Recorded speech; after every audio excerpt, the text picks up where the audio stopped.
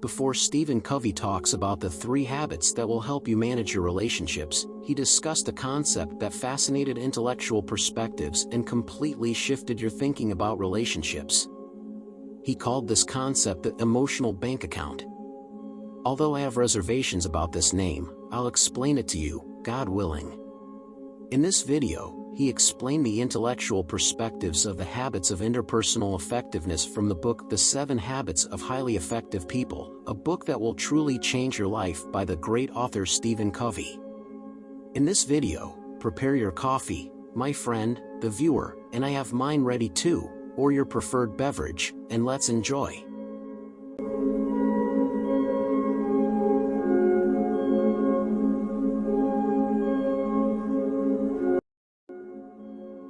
To be honest, I wanted to explain this concept along with the 3 habits in one video, but as I was writing the script, it kept getting longer. I tried to condense it, remove the fluff, but every sentence is important. So, I thought, no, it seems like this topic requires a dedicated video. The most important thing is that you benefit, my friend. Hello, dear followers, peace, mercy, and blessings be upon you. Welcome back to the Dopamine Channel, where we discuss music and books. I'm your brother Fadel Toomey. And if you're new to this channel, here's what we do. I read a book and share its benefits. So, if you want to gain the benefits of reading without actually reading, consider subscribing to the channel. Stephen Covey says, just like you go to a bank and open a personal account where you deposit and withdraw money, and sometimes the account is in the red, which is very unfortunate, or even in the negatives, in Japanese. Similarly, human relationships work like this. He calls it the emotional bank account, and I have some reservations about the name. So, let's call it the relationship bank. For instance, when you meet someone, you've essentially opened an account in the relationship bank with that person. Initially, the account is empty, and in relationship terms, it's very superficial.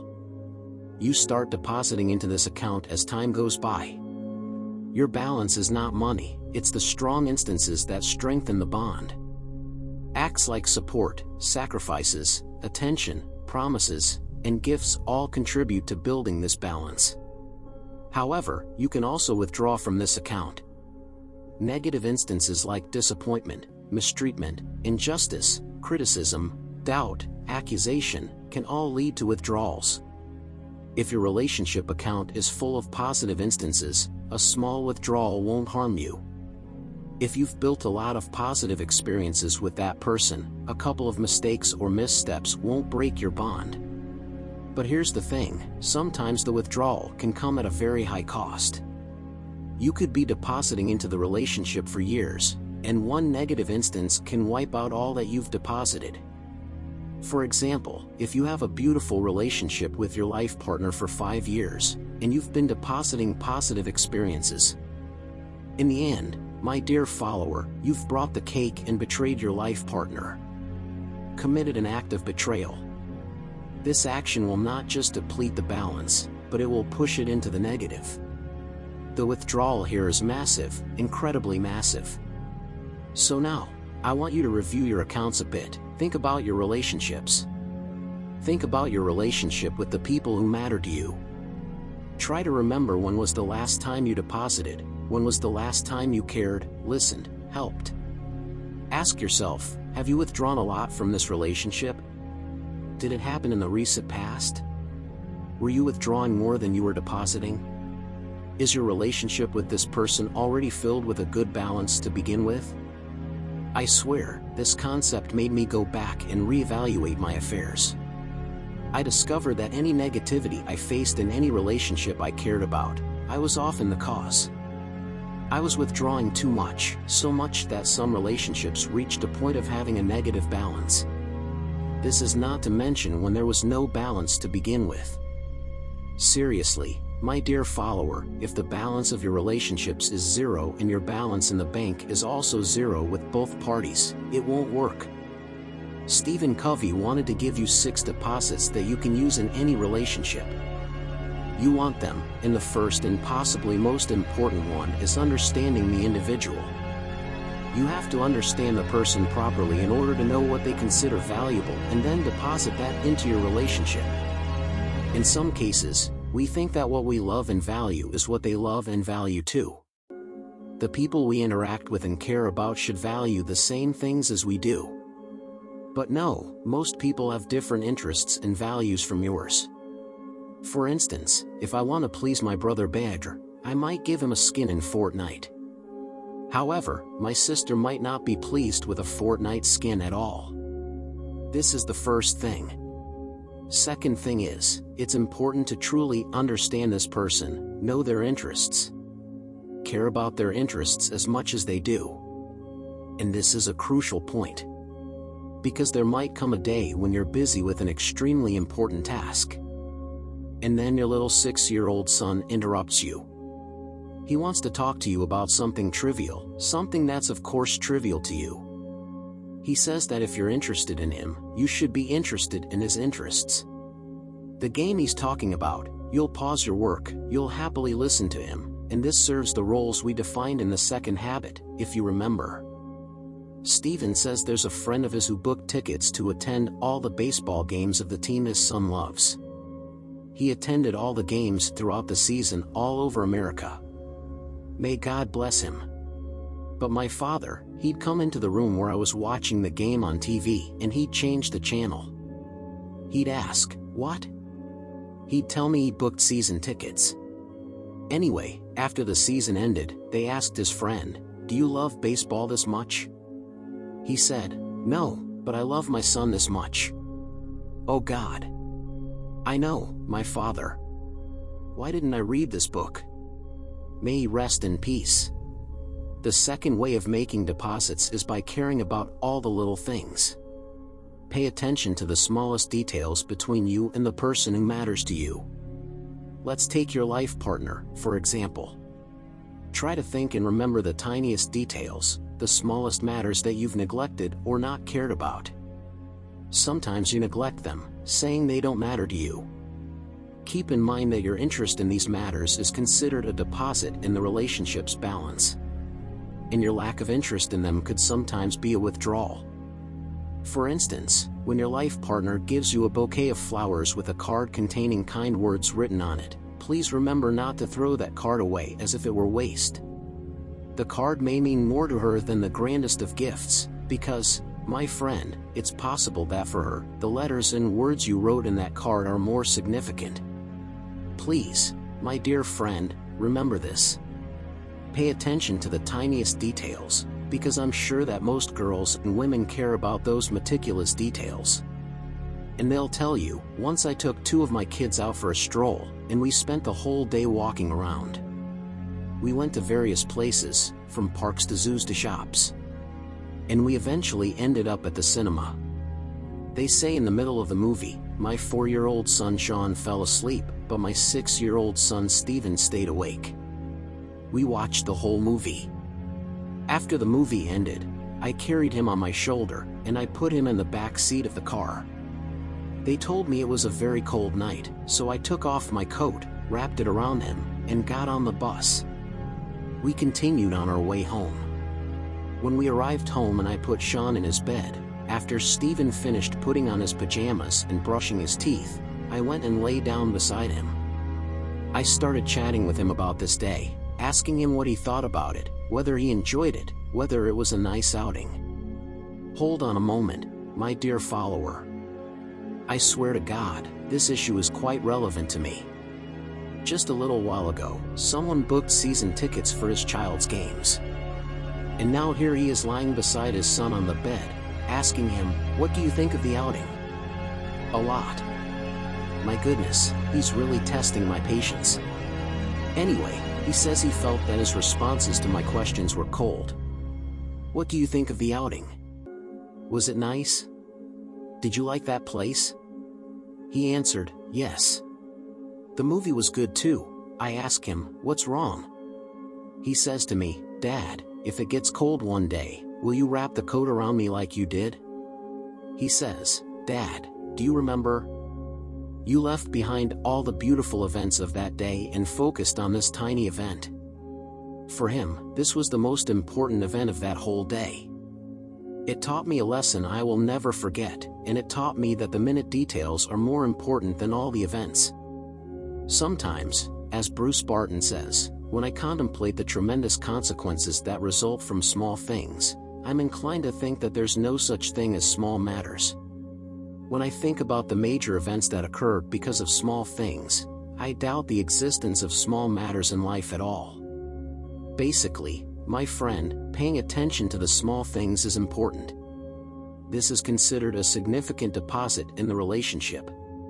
Keeping your promises is the third way of making deposits. He tells you that this deposit process is crucial, but breaking any promise or commitment is a major withdrawal from the relationship's balance. Stay true to your promise and commitment, no matter what it takes. If you promise someone that you won't let them down, never let them down. If you promise to help someone, help them, no matter what happens.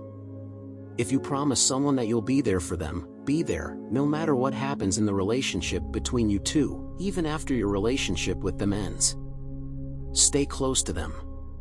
In some people I know, their relationship with one of their dearest friends ends for some reason. Despite that, as soon as they see them in need of help, they rush to them. Why? Because they promised never to let them down. This is loyalty to commitments, my friend, the follower. The fourth way of making deposits in relationships is clarifying expectations. It's crucial to learn what you expect from the person in front of you and what they expect from you, as disappointment, my dear follower, always arises when the actions we see are far lower than the expectations we have set for this person, often expecting too much. In the end, they might not even be capable of meeting those expectations in the first place, due to their personality, mentality, or abilities. Let me give you an example from my college days. I had two friends. Let's call one of them the devoted. He was ready to go to great lengths to please you. The other one was a very likable person, quite friendly, let's call him the likable, but he would never go to extreme lengths for your sake, that's just who he was. There was often conflict between the devoted and the likable because the devoted always had extremely high expectations. He expected something grand from the likable, something the likable couldn't deliver to match those expectations. Consequently, there was often disappointment between them, and their relationship eventually reached a point of tension. My relationship with the devoted and the likable was different. With the devoted, there were no incidents, no favors exchanged. However, on the other hand, my relationship with the likable was very strong. To be honest, I don't exactly know the reason, but I believe I understood the limit of expectations I could place on the likable. I knew he was a good-hearted person, willing to help, but I didn't expect him to go out of his way for me. I didn't set unreasonable expectations for him, and that's why I was never disappointed by him. As for the devoted, I had raised the bar of my expectations with him. I knew that he could sell, so the expectation ceiling must be very clear between you and anyone else, between you and your boss, between you and your sibling, you and your partner, whether it's your spouse, your child, or even your manager at work. When you clarify between yourselves what you expect from each other and what the maximum you can expect or give is, it's the same principle. Trust me, there won't be any disappointments at all. If anything isn't clear between you and your sibling, partner, spouse, child, or even your boss at work, try to make it clear at the nearest opportunity. For instance, let's say I expect you to like and share the video as soon as it's done. I don't think you'd let me down, sweetheart. The fifth point is demonstrating personal integrity. This point is extremely crucial. It tells you that you should be honest with yourself and maintain the privacy of your relationship with anyone. Preserve their essence. In the eyes of others, don't gossip about them, don't criticize them behind their back, don't accuse them behind their back, don't cast doubt on them with others, don't discuss matters that they wouldn't want to be discussed with anyone. Don't mention their flaws, don't recall the negative situations that happened between you and them. I swear, this point is seriously critical. When you engage in such behavior, people will lose trust in you, and they'll see you as someone who can't be entrusted. On the contrary, when they see you safeguarding the relationship and treating it as a personal commitment, to the extent that you don't talk negatively about them or reveal their secrets, it's considered a strong deposit. Very much in the credit of your relationship with them, and in the credit of your relationship with the people around you. Alright, for the sake of honesty, keeping secrets is self-evident. I don't believe anyone carries someone's secrets and spreads them among people. However, the matter of not criticizing them behind their back, or not recalling a negative situation between you and them, I've never even thought about it. Oh, my friend Steven, I swear, he's a miracle. This person is a miracle. The last point, my friend, the follower, is very, very important as the points before it, and maybe even more.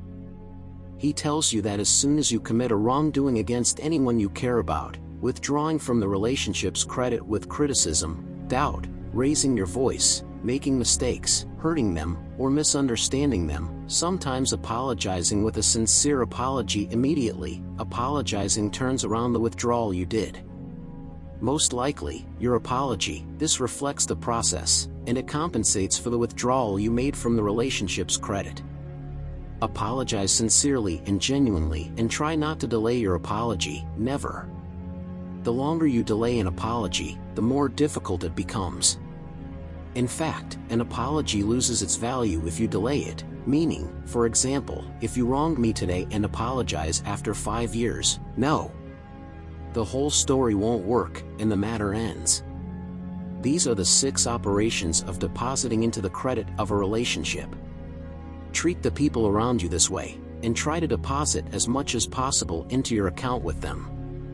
Care for them, listen to them, help them, sacrifice for them, give them gifts. Be attentive to them. If they need consolation, try to be close to them, be sincere and trustworthy with them. Then, your bond with this relationship will become very strong. And when you slip up, God forbid, whether intentional or not, you'll find a substantial credit with them, compensating for the mistake you made. Not only that, but sometimes a form of withdrawal from this credit could be asking them for attention. In return, asking them for help, asking them for support, you'll find relationships. Very important, indeed. Very, very important. And a significant wealth, too. Utakuzo Hakken. Do you know that phrase from the anime fans who follow One Piece? Do you know this reference? By the way, I believe in the end, the real treasure of One Piece is relationships. If you didn't read all this, haven't watched the video, or anything, so you won't say it's a marketing move, but I think it's like that. They say, God was the one who took the relationships that night. It was a long night. Anyway, my dear follower, if you like this concept, send it to anyone you think could benefit from it or might like it. Send it to your family, friends, on WhatsApp, Snapchat, everywhere. And follow the videos if you missed them, because they're beautiful and enjoyable. By the way, on Instagram, I'll post a video every day from Sunday to Wednesday. I'll put the link in the description. And if you haven't subscribed to the channel yet, my dear follower, I don't know what you're waiting for. Honestly, it's just a button press. The dopamine dose for today is over. I'll see you next week, God willing, with a dose that's even better and more beautiful. Thank you for listening attentively. Peace be upon you.